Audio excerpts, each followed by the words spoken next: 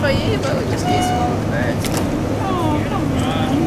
Beautiful. Yeah, he's got a big bite on the back there. Can you get footage of that? How do you zoom in?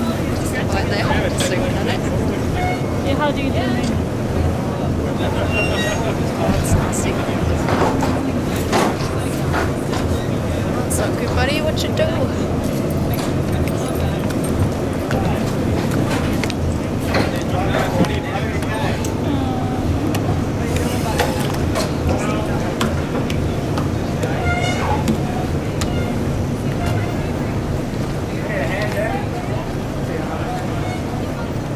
So just a bit blubber there. Looks better than the other ones. Yep. Oh, we've got a camera. Well guys, today we've got a fur seal on the back of one of the Tangalooma boats. Apparently they picked it up halfway through the bay. It just was swimming along and then jumped on the back of the boat, so that's quite unusual.